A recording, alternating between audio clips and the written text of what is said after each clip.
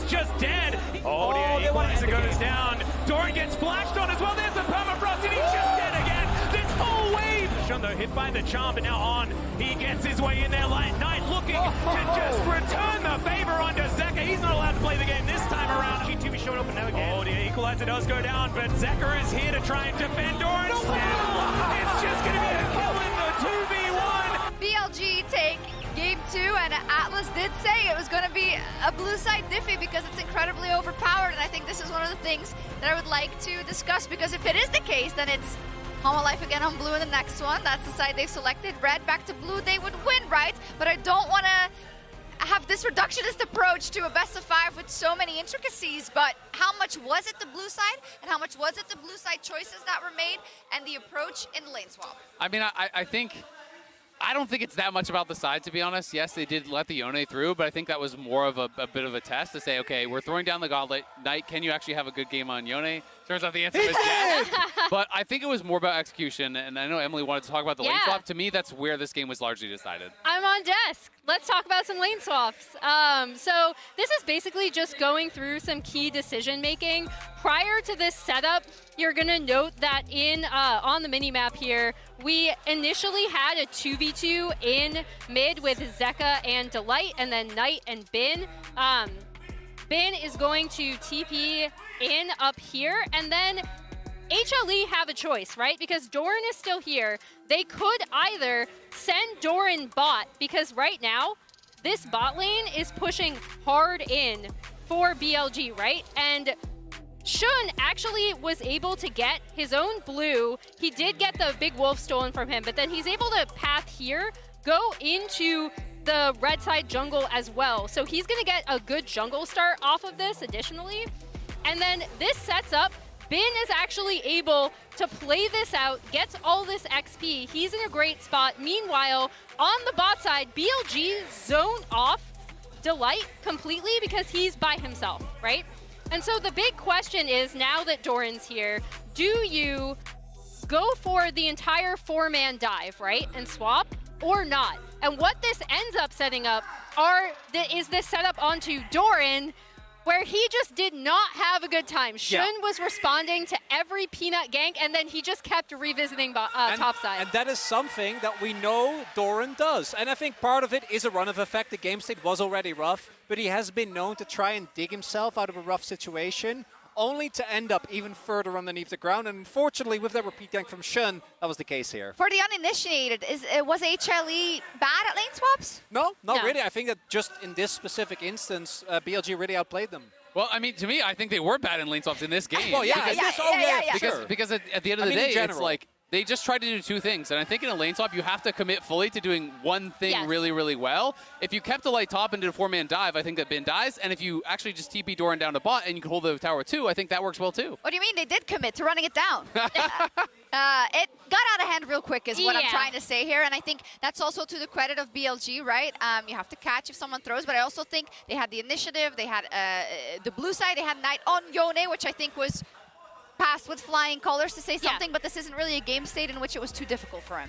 Yeah, and we're gonna see some awesome Knight Yone gameplay in combination. Bin also increasing that rumble. If he's trying to beat the I don't want my team to make me play rumble, it's not working. He's going to have to keep playing it. But I think the big thing for me is this is classic BLG. Really, really pushing their advantages hard when they get them. This was the top team in the LPL, and it was great to see Knight pop off on this Yone because it was a risk to leave it open. And I just think it's always interesting in these games, you know, what is the takeaway for HLE from this game? Is it that, oops, we should have banned Yone, or is it that, darn, we actually messed up the lane swap and Yone wasn't a problem? So, you know, their takeaway from this kind of gets a little bit confusing because of all the other issues. Well, that's the main thing, because you can come out of this game if they got effectively perfect game. There was no hope. But it got kind of muddied by the way that Hanwha Life was still able to win a bunch of fights. And what is the takeaway from Hanwha Life? I think the Yone should be off limits for the rest of the game, but how are they going to feel? Because still the team fighting, even though I think On in particular had an incredible team fighting game, from Hanwha Life, brought this game back to a state where it felt like BLG could have actually kind of lost control. Obviously, they pulled it back and were able to close it out clean nonetheless. You tell me, what do you think they should take from it now that they're on blue again? I think that we have clearly identified that the Ahri is not working for either side, given what we've seen. But I do also agree with Isaac that it was mainly the early game decisions, I think, that really hamstrung Hanwha Life.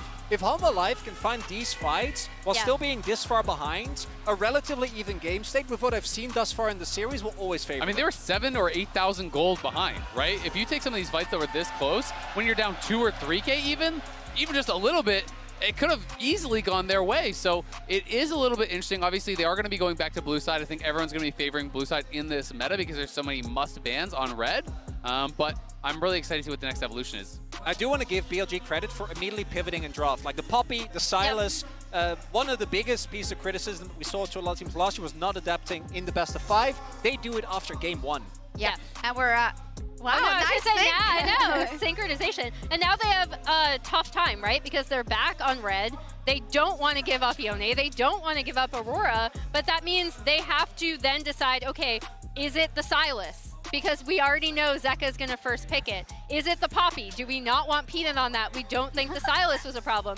So back to Isaac's draft point over here, I'm also curious to see what BLG cite as that first round pick that they want to take off the table in addition to the Aurora and Yone, or if we'll see them full open it and the Aurora versus the Yone thing comes in. Okay, I see. All right, casters, what's it going to be? B1 and R1, tell me right now. We've actually been having this whole discussion, and we can't actually figure it out. Do you go for the trade? Do you allow the Aurora and the Yone to be up? Do you say, well, maybe we can just beat this Poppy and Sylas that Hanwha Life Esports put together last time if we're able to actually win a fight earlier on around the grubs, things like this. Maybe we don't have that game warping play. Like, I think that there's so many different things that you can do, but I think the most likely, to me, is you just throw it all out, right? You say, like, Aurora, Yone, we'll leave them both up and just see what happens. Well, I think especially when you never want... mind. Okay, I take it all back. But I think it is curious to see if this Jax ban gets dropped because Poppy, the Sylas, personally, I feel like were bigger issues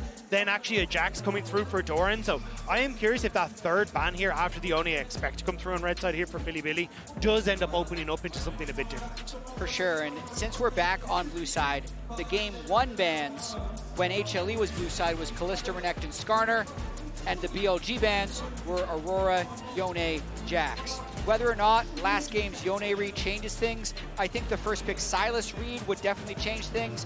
Not necessarily in banning it, but having a different thing to pick against it for Knight. That looks to me like the direction that we're going. The order did change for HLE, so they're waiting on this Renekton ban to see if they want to keep it because they would want to be able to respond if BLG change up in the final ban phase. Yeah, I'm interested to see whether that one does stay. I don't think that the onus is on HLE to change things up. I think they could just keep it, but instead, yeah, you're right. The Vi is going to come on through. Now that last ban that was the Jax probably could be something else, and the Ezreal is going to be the ban instead. Really interesting that they leave open the Sylas this time around and the Poppy. Yeah, it says to me that they kind of identified, look, we want to play dive against Hanwha. Let's just make sure that that Ezreal that can try and escape is going to be totally fine, but immediate pickup of the Jax to the other side, and oh my god, we're swapping it here. All right, the Sylas are going to be locked in. How's your rise, Zeka? That's always been the answer to the Sylas, right, guys? Well, I think this is really interesting because I think what BLG identified was, hey, if we give the Jax, we can actually take the Ashe. Because the Sylas problem is that if we take Ashe, the enemy team gets an Ashe ult, right? But now you're in a position where you have a good matchup as the Sylas into the Ahri. You don't have that stolen away Ashe arrow. You basically win out on bot lane push. And now you get that counter pick in the top side as well. But it is a curiosity as to what Bin wants to go there. I am I'm a baffled big as well. BLG fan right now from the first 2 picks because the Renekton ban, I think, triggers the Jax ban a lot of times. So BLG can still just pick Renekton on 3, I think have a good matchup. They'll still have great ultimates for Sylas. They'll still have push with Ashe that can block the Kalista pick. I think they're just getting so much red side value out of these first 2 picks already. All I'm saying is, Bin used to be called I Love Camille. So, yeah, always an angle for him to just match firepower with firepower, right? And especially when you've already got a lot of dive, you've got that set up from the Ashe. You don't necessarily need that coming through from your top half of the map either, but going to try and take the Rakan away from Delight, but also very strong pick for him, it looks like, but okay. Failure? The good old Freljord bottom lane could be coming on through, although the Gnar, as we've seen, sort of surging in priority, going to be an answer here. Depends on who you ask, Okay. but some can say a self-counter pick. We know that Keen has been pretty outspoken saying that Jax just kind of wins in this matchup, but it's certainly been seen as all sorts of different things over the years. And I mean, this tells me that the Renekton ban's gone for the rest of the series. The fact that Jax still got first picked, the fact that Renekton didn't get picked whatsoever, but I still really do like the 1-2-3 here from BLG.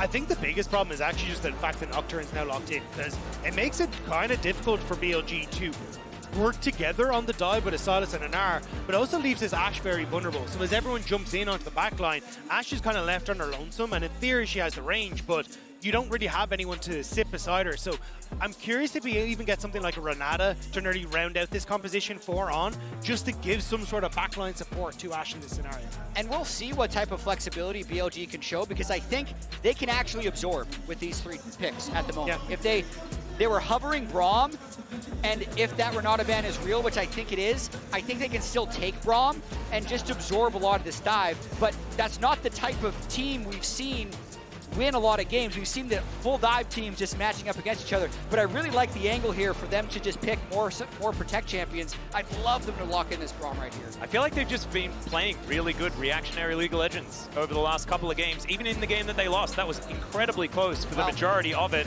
That is going to be the Rakan locked in the end, though. On did have a brilliant performance in game number 2, so they're going to stick with that one. And now HLE rounding out their bottom side of the map. No Ezreal, no Kai'Sa.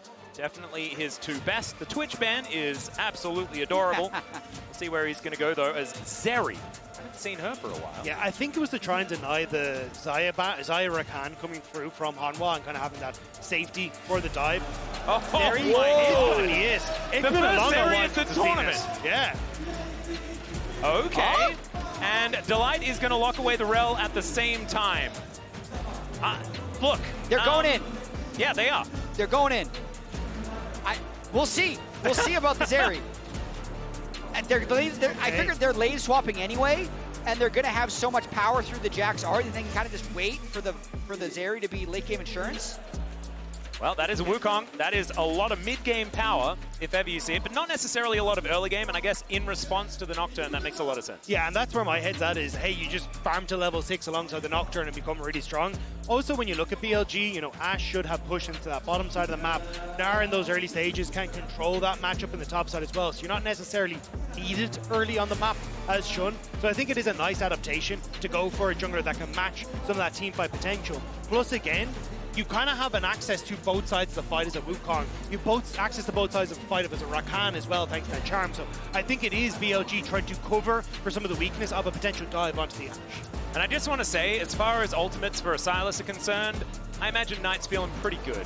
You mentioned Nocturne and stuff like that being really important. Both teams have a Nocturne.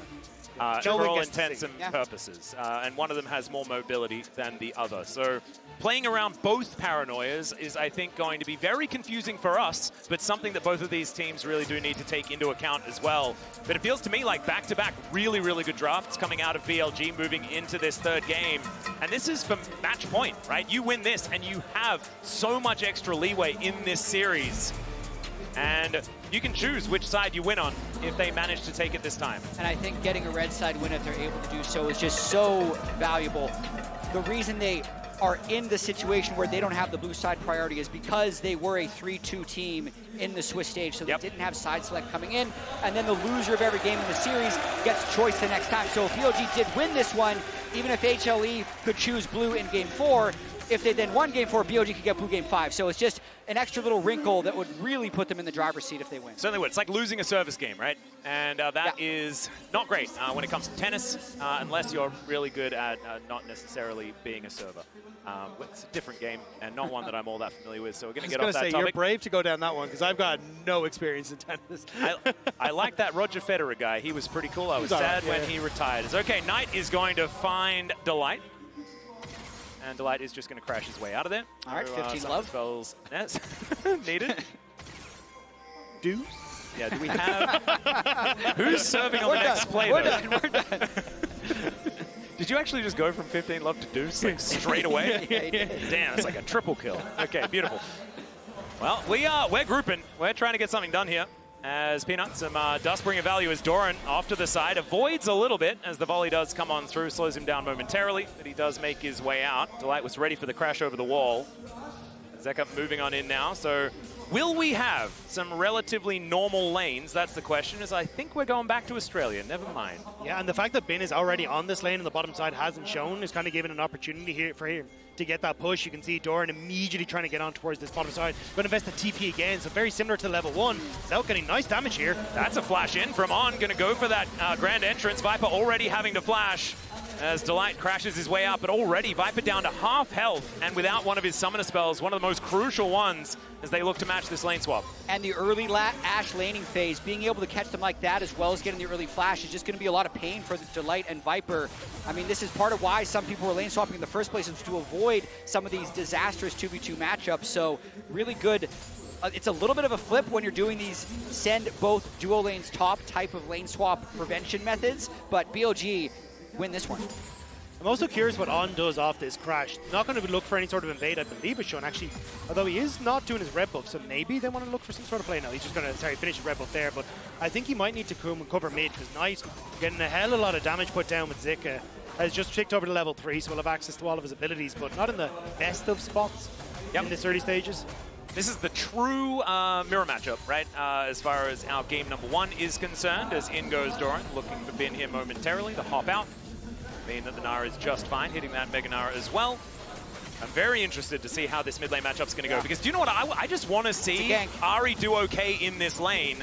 As you're exactly right, Shun, looking for a little bit of an angle here, as I love it. We've got matching spooky skins as well from our junglers, so jungler skinergy, I think, is actually very, very important, and we do have it here between Peanut and Shun.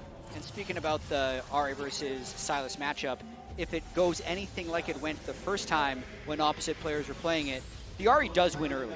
It's range versus melee. Yeah, right.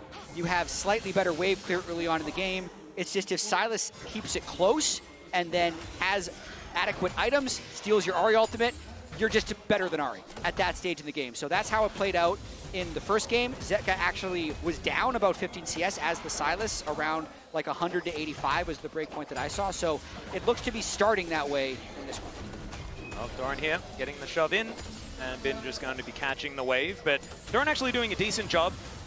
And I do want to talk about this because I think that Doran gets a lot of flack as a top laner, and I think that is, you know, thanks to me in a lot of part, right? Like, I think that a lot of us have been pretty critical of this guy. His Jax has been really good. And as far as Jax play is concerned, he's very different to that of, you know, Bin's Jax, for example, that just destroys 1v1. Feels like he's an absolute monster in a side lane that always needs to be answered. It's Doran in team fights that makes this Jax look absolutely ridiculous. Him getting multi-man counter-strikes and setting up for the rest of his team is sort of how he makes this champion feel so good. And the respect has been there from BLG towards Doran's Jax this whole series. Like, can you believe that BLG actually banned Jax me away. 2 games in a row when Bin is on the team? Like, I've never seen that before. No, I don't understand it. Viper is going to be pushed away from the lane once again, as you can see as far as CS is concerned, down about 10 as Delight in somewhat of a precarious position. Peanut going to be moving up as well. Delight looking for a bit of a crash down angle. Grand Entrance going to be getting a knockup. Good little interruption there, as now On is in a bit of trouble. Viper trying to get these burst fires down, but Chun looking for him. Dash out, and it looks like Viper will be safe for the moment. The clone coming on through here as it's Peanut taking the majority of the damage.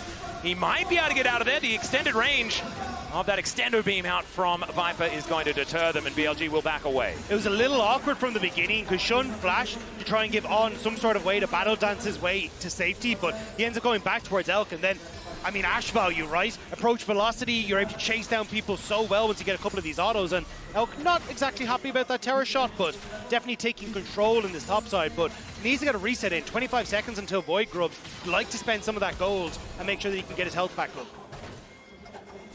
Okay, so here towards this bottom side, Doran just once again pushing in another wave. Zeka with control of the mid lane, and as far as tempo in comparison to the last game, it feels so much more even. It feels like BLG sort of had HLE on the back foot for the majority of the early game. This time around, HLE have been able to make some moves here as Grand Entrance going to get a knock up, but the charm was good there onto Shun. Jax is moving up first, though, ahead of Gnar. Yeah, Doran is going to dive on top of Knight here for the moment. Peanut only level 5. Level 6 so important for both of these junglers. You can see Shun still level 5 himself as the grubs have been started up. Peanut, of course, does these pretty quickly with the Umbral Blades. Ashe didn't reset though, so you're in a position where Elk has to try and catch the wave, so Hanwha should just get these, and because Doran has so much control on that bottom side, the roam up nullifies Bin having that teleport advantage, so nice job here by Hanwha to play out the map state. Oh, wow, that sidestep, absolutely beautiful there for Viper, as 3 grubs will go over to HLE. Feels like for the first time being able to actually take control of the grub pit. I'm still not sure that Viper is human, based off what I've seen so far at Worlds. He's a snake, clearly. He seems to be scripting or something. Like, I'm not sure what it is, but I know he's on stage, so it's impossible. He's just that good with his movement. I can confirm I've spoken to him, and he did not sound like an android. Interesting. So that's how they get you, though. Yeah, I know. Well, this is the thing, you know. You never really can tell. Just have to say, I was recently watching Battlestar Galactica, so I can confirm that it is very hard to tell them apart. Shun going to be taking the first dragon here. BLG going to be able to at least get that one. So a trade of neutrals here in this early game. Not going to be that monopoly that we saw in game number 2. A very different game is now the crash down onto On. He's going to be able to grand exit. Onto a ward, but it doesn't seem to matter as the big collapse here from HLE towards the top side going to be given up on for the minute. But look at where the wave is. So Elk and On have to aggress here, and that just sets up. If up. at first you don't succeed, go for another one here as On is going to look to turn this one around. There's the paranoia diving right in on top. Can they actually get a first blood? Goes over to Zeka, the extendo beam. Will be able to lock it down for Viper as well, and both carries walking away wealthy from that one. Great play from Hanwha. The wave was in a horrible spot for Elk. He needed to crash it so it wouldn't be frozen on him, and Hanwha collapse as a result and pick off both of the BLG bot laners. And that's everybody being on the same page. The kill distribution was also ideal. Zeka gets a kill for his time, and then Viper, the hyper carry, who was in a tough lane situation early against Ashe, is now even in CS and a kill up. And so much of it comes back to that early play as well from Peanut, playing up around that top side, denying Elk the reset that he needed. He was in a position to really get this wave pushed out so he could actually take his first back, and Elk and On end up being in a fantastic spot, or sorry, in a terrible spot as a result. And Delight, Viper, just waiting here. You can see in River, the chase down is so good. Delight gets On, and at this stage, they try to trade forward. You think with the ultimate for Elk, he's okay, but really great stuff from Hanwha and Viper being able to just barely pick up the kill on the exit as well. Fights like that is why teams are prioritizing Ahri so much. I know there's a lot of conversation about it being a bait pick, but just the space that you can cover there when the other team is just trying to crash a wave. Like, it's a relatively normal lane thing, but if it's a different mid laner, they actually can just flash away from that Nocturne and get away. Ahri can just close so much distance, though, to get the damage down and get the kill. And you have to say, you can understand some of the frustration here out of the BLG camp, because it did feel like they walked away from that draft feeling pretty good, right? And as a coach, you're walking off that stage and you're feeling like, I gave my players exactly what they need to win. And I think that they did. But after this start, things could be getting a little bit hairy. However, do want to just go back to the fact that this is not a massive gold lead by any means. It is one Drake in favor of BLG as well. And these Ahris have just been instantly dying. And if that happens again, I don't like HLE's chances in this one. So I wouldn't be counting any chickens just yet. I think the nice thing for Hanwha, though, is that they've already sent Doran to this top side. He's going to be able to keep pressure there. Bin TP to the bottom lane. So for the Void Grubs that are in 45 seconds, this could be a potential 6 grub buff for an Ahri and a Jax on a side lane. So there's definitely some avenues of attack here for Hanwha. And I think what we've seen is that BLG, when they start to fall behind in this series, haven't been confident enough to kind of get the lanes assignments correctly the first time around. They take a second or two to get everything back in order. So this is where I want to see BLG just from this point now start to figure out how they want to get onto the map, and a lot of that is going to be Bin rotating up to the top side, being in a position to try and contest these Void Grubs and finding some sort of fight off the fact you have a pick with the Ashe. Exactly, and we are going to take some time just to have a look at the beautiful Adidas Arena and some of our players here, as there is a little bit of a pause. Who paused, Max? If it is that guy on the screen right there, I can tell him right now he does not have a static shiv. That's why it's not going off. Yeah. Just to go back to some drama in the LCK. It was an HLE peripheral issue, and it might be that gentleman on your screen right there, as we can see. But hopefully we get that one sorted out as quickly as possible. I love it when we hear peripheral issue, because it's the least difficult to solve. You know, my stuff is broken. Please fix. You know, and that's the long and short of it. We hang out in sepia mode for just a little bit, and then we go back. Yeah. So it was Doran. Maybe it was a sippy cup incident. I hear there are a few of those all across the world. They've been shockingly absent at this World Championship, but I gotta say... Oh, you shouldn't have said it. This is such... yeah, they'll never happen again. This has been such a cool venue for quarterfinals. I know we're only on day 2, but a lot of times with these quarterfinals being like a Thursday, Friday, Saturday, Sunday, sometimes it doesn't like fill out in the first few games, especially if you're in Europe, maybe because G2 didn't make it, it's not going to be exciting. But the fans here have just been absolutely incredible. They bring so much hype. They cheer whenever there's a good play. It's just one of the best places to ever do an esports event. I agree. I actually can't remember an event in Paris that wasn't completely bananas as far as like the turnout as well as just the passion from all the fans. So I would 100% agree. And I feel like we're so lucky, right? Like the Adidas Arena has only been here for a couple of different events, and then we get to take advantage of it right now. So absolutely joyous. You're having a look at it right now as Delight getting ready to get back into this one, as I believe we've given Doran an extra keyboard or an extra mouse or an extra headset or something like that, and he is ready to play some League of Legends again, and we are ready to watch him. And so here we go. Back onto the Rift once more. Zeka going to continue clearing out that ward as Shonanon will be able to get rid of this control ward as well. BLG just moving towards some control of these grubs, which is exactly what they've been looking out for the last little while. Yeah, maybe the tipping point of the series here, especially in Game 3. The early trades going back and forth. I think HLE definitely punched back in a meaningful way, but you know if the Sylas gets one big fight, he can kind of just take over the game as well. So, as you were mentioning, Dagda, this next grub fight could be big. But watch how Hanwha are already moving here. So, shifting Ahri down to the bot side, Zeri moving to mid to get mid control to come across. Bin has no TP available, and this is what I'm saying. BLG, they're going to opt into a fight that could be a numbers disadvantage for them here. Yeah, a lot of vision available as well, and of course when you've got Paranoia to play around, that can be a danger. That is going to be grub number 1, locked down here for BLG. You know that HLE want to be able to get at least one of these, as now Doran looking for a bit of a wraparound, and it looks like it's going to be one grub going over to Hanwha, and BLG are just going to cut their losses and leave. Bin was walking up from River, but he'd actually popped Mega Gnar, so BLG in the grand scheme of things wouldn't have been able to go for a proper fight. I think just happy to deny that 6 grub buff to Hanwha there. And these teams, aside from a little bit of over-aggression in Game 2 by HLE when they were trying to get back in the game, have been incredibly measured about the fights that they actually take right there. So that was teams not wanting to overcommit into what would have been a losing fight. And now they're just going to start setting up this Drake, I'd imagine. It's also great to see Bin being the one that's going up against the Ahri, because when you look at the itemization coming through from Doran, he's definitely going more towards the, hey, I want to go up against the on-hit Gnar, whereas you're going in towards the melee matchup. Now, same could be said obviously on the opposite side, because you've got the steel cap boots for Bin as well, but I think when you've got a little bit more range there, it's easier for you to deal with an Ahri than the Sylas who just wants to jump onto Doran every time. I will say though, BLG has camped this Sylas top lane with no teleport, so the Dragon, if HLE wants to set up and kind of hard force it, they'd be in a pretty good position to do so, because they could get a 5v4 and probably just stop BLG from contesting altogether. Not to mention the fact that Doran's pretty okay in that matchup as well, up against the Sylas. Has been when, you know, once upon a time, Sylas was a top laner. Jax didn't do too badly into the matchup. Of course, patches do dictate a little bit of who's going to win out in those ones, but that's sort of my memory trying to kick in there just a little bit. Peanut grabbing the Hex Plate as well, and we'll see how that one's going to go. There's a few different schools of thought when it comes to the first item for the Nocturne. Gentlemen, what are your favorites? I like Stridebreaker. Yes. Yeah. I feel like a lot of people like Stridebreaker. But Peanut is in World's quarterfinal, so like I'm not sure who I'm going to take sides on here. It was Canyon that was the one that just said Hexplate is the best, and you should always build that He's a world first. champion. So. He is a world champion. The people we've checked with so far are really good at the game. Yeah. I've heard that Canyon's pretty good.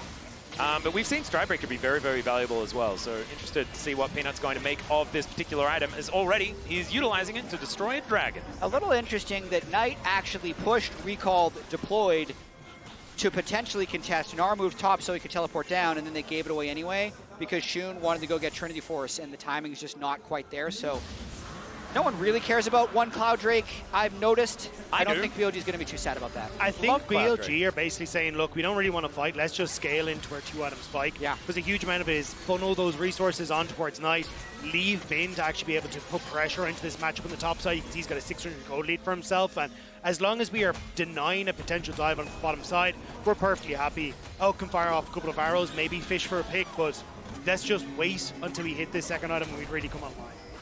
You can see Bin is going to have that back interrupted he's ahead by a whole lot of gold, largely to do with the fact that he's, I believe, picked up a few of these plates as well as having a decent CS lead. Same can be said for Zeka in that mid lane.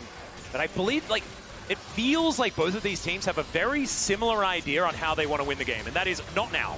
As here, a bit of a fight towards the bottom side of the map as Zeka looking for those chains. The charm is going to connect, though. That should be the disengage that Zeka is looking for, but still, the Sylas already looking dangerous. But now we can start to move up towards this Rift Tower. It's already been started by Hanwha. No teleport available for Knight. But I don't know if BLG are in a position to try and fight for this. You've already got the reset, so Hanwha going to pick this one up. Yeah, Peanut just going to be able to take that one away. And as we get the MasterCard lane economy snapshot, it's going to be a lot of red towards the top side of the map. But you can see both carries on HLE looking very, very strong. A lot of trepidation from both teams in what could be a swing match in this series.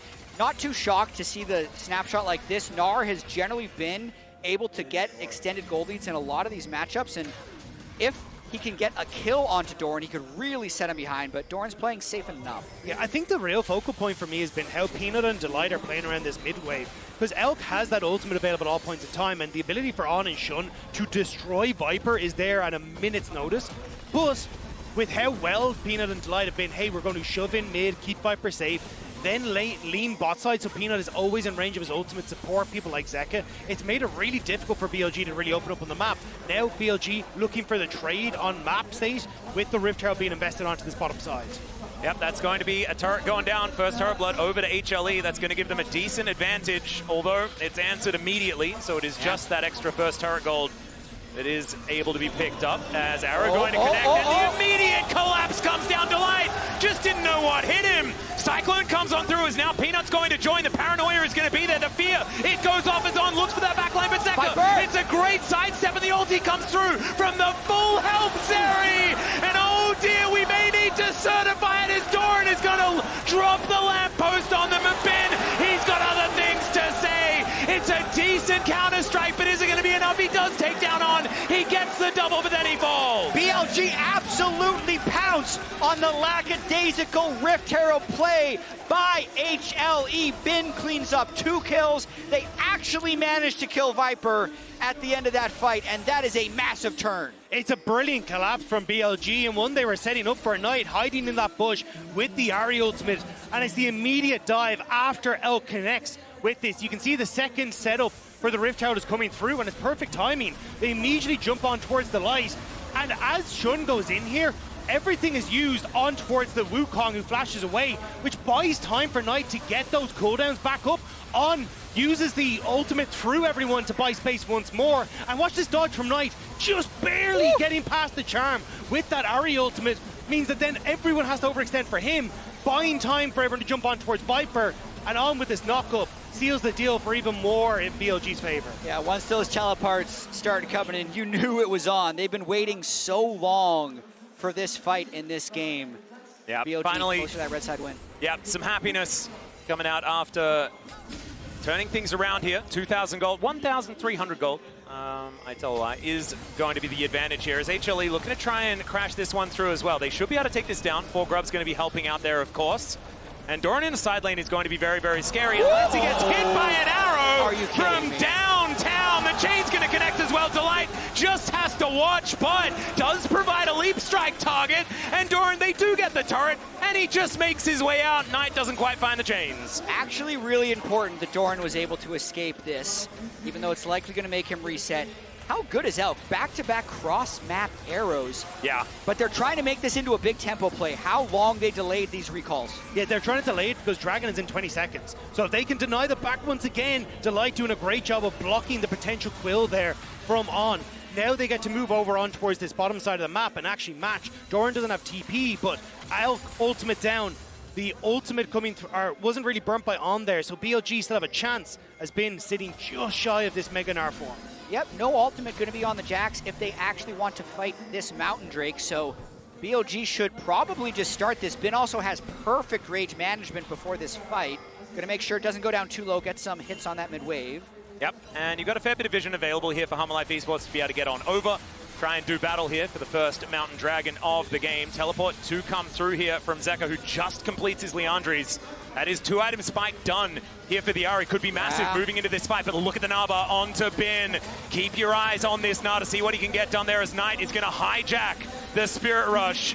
Both teams ready for a battle here. Extendo Beam not going to quite find it there as the arrow will connect onto the Jax. They all dive forward. Can he get the counter-strike? And he does manage to do it, but he's still going to go down. There goes the Rell at the same time, and the Charm will connect, but the Charm does not matter. It's Knight that's able to pick up a double, and HLE, they are more than on the ropes now. They're going to lose their outer turret, and that could have been a game-ending play. Internationally, Knight is known for his Ahri, but domestically, he is a monster on the Sylas. And when he gets access to the best of both worlds, he is showing up on this international stage, shutting down Hanwha and securing the Dragon for BLG. It's looking like Sylas is a better Ahri than Ahri. Yeah, and it was HLE that told us that. Incredible. And this time, this fight, I really think HLE needed to give it up, but they want to keep the train moving. They're going for Knight. Yep, Charm is going to connect there as the Chain Lash not quite going to work out. Peanut is going to make him a little bit afraid as the Orb of Deception comes down. He's buying so much time as even Doran's going to make his way in. You can see Delight, he was right there. They didn't want to take any chances. They're still going to be able to take him down. Solid shutdown, but overall that fight, BLG was set up on the Drake. They had a nice line of scrimmage set. Bin was about to hit Mega Gnar. It's one of those things where HLE is just not in a good position, so you're kind of just waiting to see who BLG picks to kill.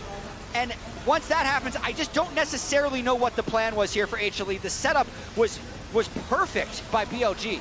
Peanut also just wasn't involved in the fight. Yes, he popped the darkness, but he would have liked to jump on towards the Ashe, but with the way BLG were set up, he would have been diving into his death, so you're never just getting 4 through the versus Mega Gnar. 5. Exactly, and it was a great trigger pull from BLG to just say, you are not in position, we can take the fight. Well, this one certainly looking like it's turning towards a BLG favored game.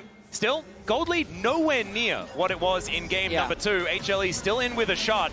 We'll see what they can actually get done, because it feels like the game plan from BLG is working out a whole lot better. For sure, and I think even that last fight, the fact that HLE even did that makes me think that they're feeling a lot of pressure, that the game is actually falling out of their control, because it was not a good look. And I feel like if that was in the LCK in a lower pressure match, I don't think they would have actually tried to force that 5v5. So they really need to just reset their mental here, realize they're behind, and try and take some smart fights. And that's why they're trying so hard to punish Knight on the side lane, because they need to try and deny this 1-3-1 setup. Maybe looking it on here. Here we go. Yeah, there's the Paranoia to dive in. They should be able to take down Elf. There it goes. The Magnet Storm is going to come through as well. As there's the Cyclone. Shun trying to turn this one around is on. He's not going to be able to help out. Still, Viper is dead. And the teleport from Gigabin into that backline. Zeka nowhere to go.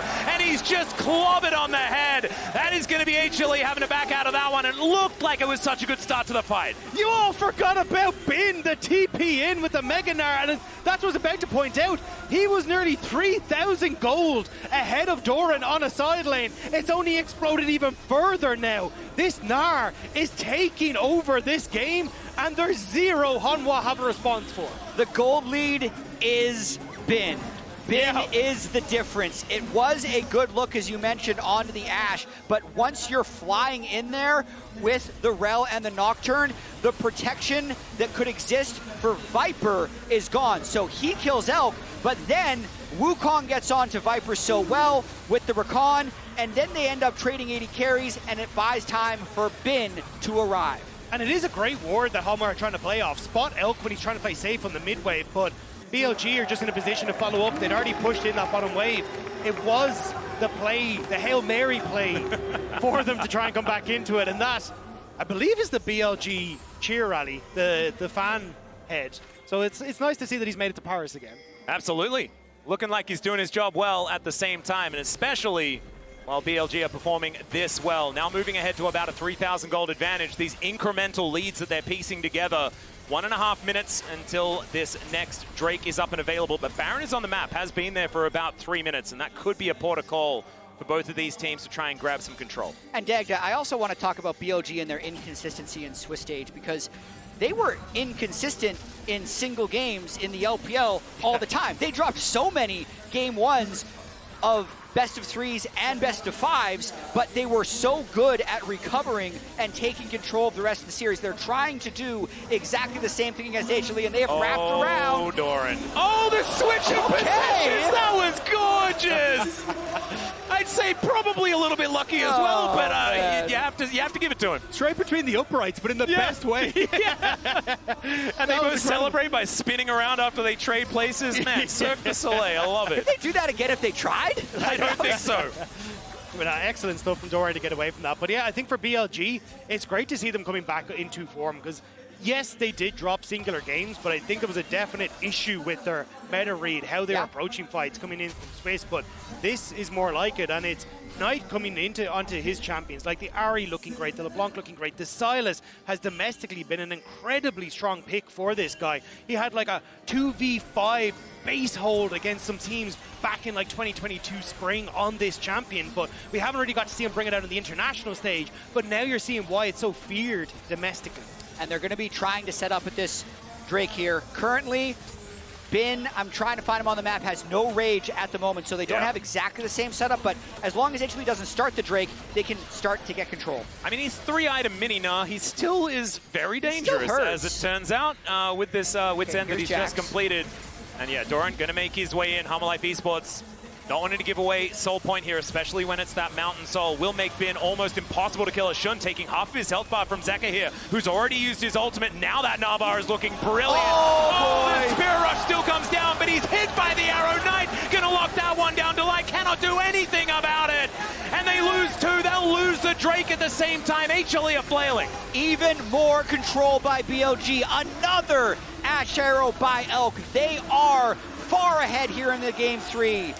And Atlas, this is also the second game in a row they've kind of put Doran in the dirt, which has got to be concerning for HLE. Last year on Gen G, Doran could not match Bin in that best of 5, and I'd say these last 2 games have been a bit of a disaster. Yeah, I think that there's just something there. I don't think Doran can really figure it out against this guy. Bin just has extra confidence against this player, as now they've started off the Baron down to 50%, as now Viper is starting this off.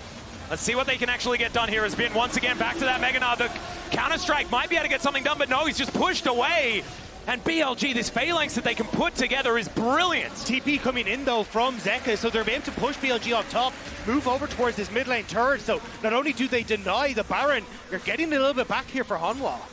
Yeah, might be a little bit of an opportunity here, as some local gold from this turret as well is going to be helping out, opening up the map as well for them, and some bounties going to be layered on. So down to about a 3,000 gold advantage. We're going to have a look at this one more time around this dragon. And this is where it's just very difficult because you, never mind. Never mind, there's another battle coming on through here as the arrow is going to connect as Peanut spell shields it because he wants to kill a blue buff, and he will not be delayed. Extra quick as well, thanks to the attack 100%, yeah.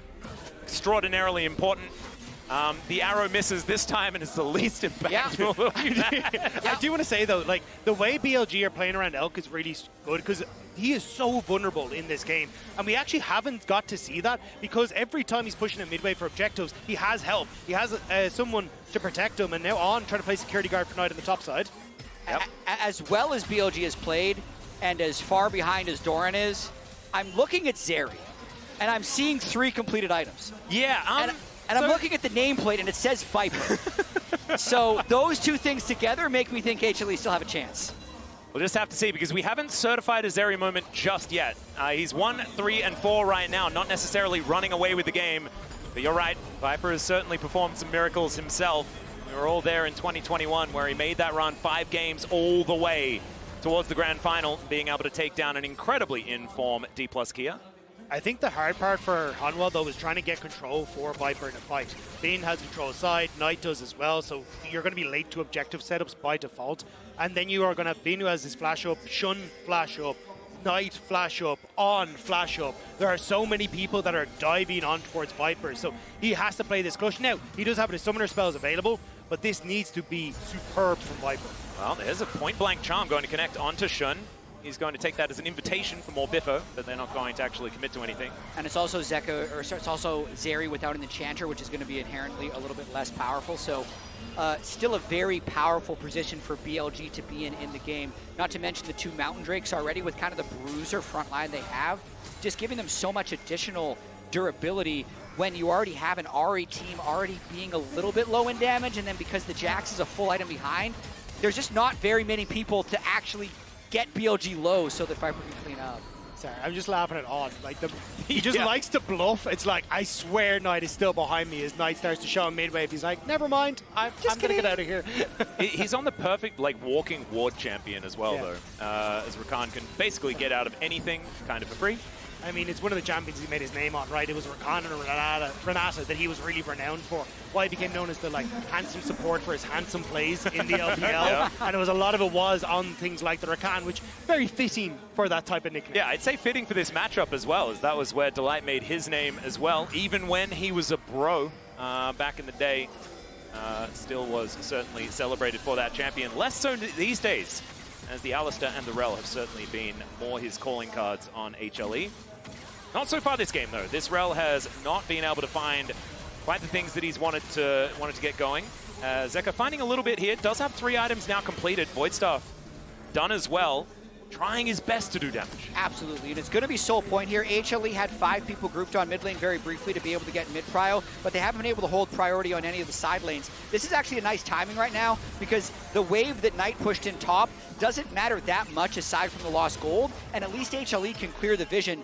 Because if they get the right pocket of vision with which they can Nocturne ult and one-shot Elk with, that could be a way for them to prevent this soul going over. And again, this is what I was talking about. Knight supporting Elk on mid-push. They're never leaving Elk alone, giving them an opportunity. Now BLG are in position to just sit around Elk and just play this pocket of protection. Yeah, and they are just walking in with so much confidence.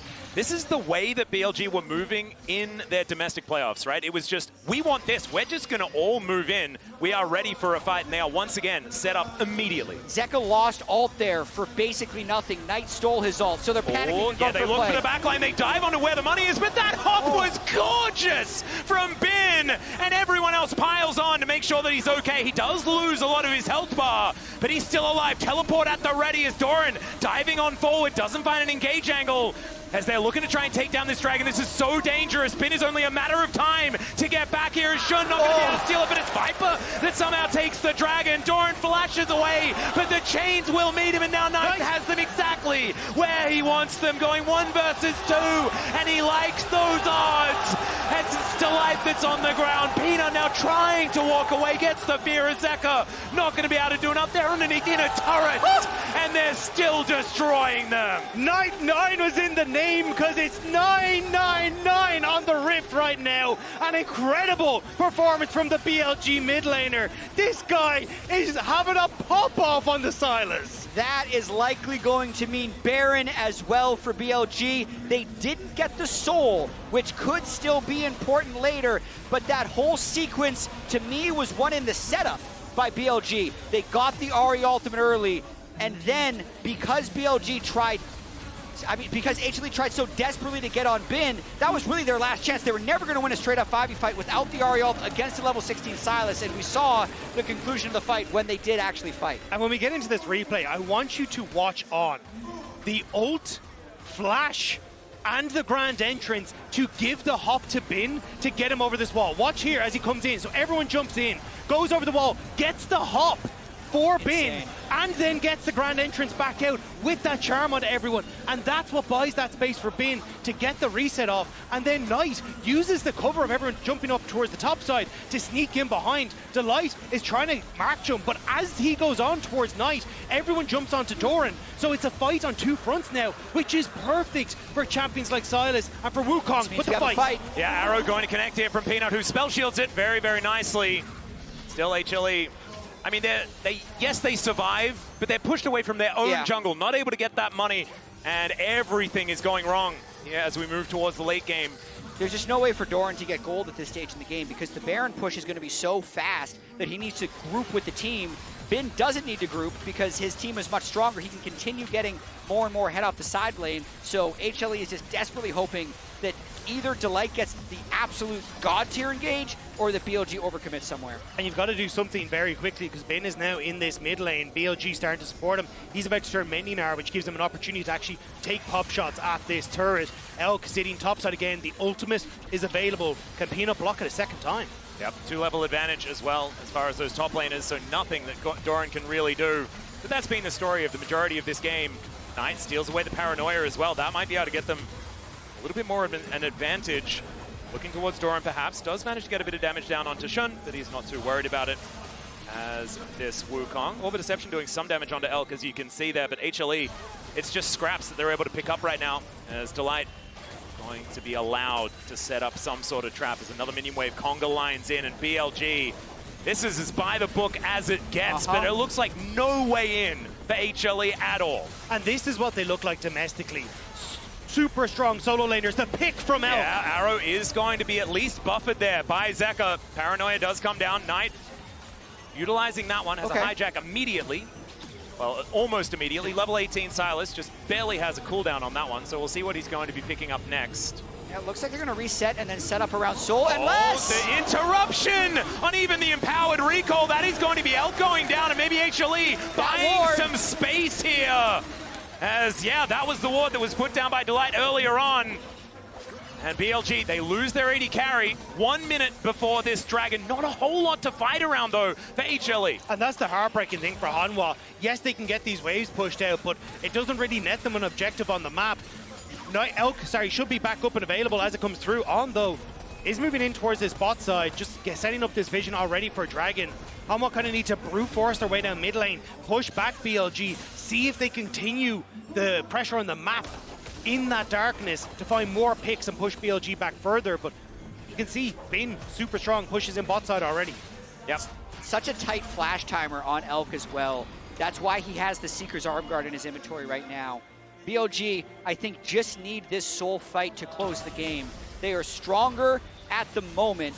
Sylas, level 18, with the ultimates that he can choose from, is just devastating. The only thing they have to worry about a little bit, I'd say, is Elk getting picked off in one shot, because then the damage might be low enough. But the time it takes for HLE to actually kill the Gnar and the Wukong seems to be just too high. These item spikes are absurd as well. You got a death cap coming in from Knight. You've also got a Seeker's Arm Guard just casually there for Elk as well. So if they do dive on top of him again, he can go golden. Has a bit of an answer here, as now Peanut going to get stunned up here from Knight. This is a little bit too far forward. Does get the shield is on. Looks to try and buy some space. Peanut may have baited it though, as the ulti comes through from Viper. They take down the Nocturne, and now it's Zeka that's the target. Delight just trying to play Peel. Viper still alive for the moment. The arrow going to be tanked by Delight, and Viper will just get smacked down in the team by Knight. Will be able to get another Spirit Rush as Doran doing his best to try and play 1 versus 3, but it's not going to be enough. Or at least he's going to buy a little bit of space, but then the chain's going to catch him. And 3 left for BLG. That's going to be an ace, and they might be able to just walk down the bottom lane. Doran desperately tried to keep the game alive there, but he couldn't get enough gold in his back pocket. And BLG are marching down on bot side, taking the red side game for themselves. 10 seconds on Peanut. He might be able to clear the wave. I think this is going to be it, though, for BLG. This is a dangerous one. Knight has so much damage. Now that death cap's come in, the AP going to be obliterating these Nexus turrets. The Nexus will be exposed. They got it. He makes them nearsighted, but the Nexus, it's right next to them, and they'll be able to take it down. Match point for BLG. BLG might be nearsighted, but their sights are only on semi-finals in this series. They see themselves 1 game away from history repeating from 2023. Shun wants to beat Peanut again. Bin wants to beat Doran again, and they are 1 game away from accomplishing that feat. I'm feeling some pretty crazy deja vu, man. I was home last time, and this time I'm in Paris, so I know it's a different thing, but the story is feeling dangerously similar. We'll see whether Hanwha Live can turn that one around. We are going to go to a short break. When we get back, game number 4, and then hopefully some silver scrapes. Fingers crossed. Everyone, please.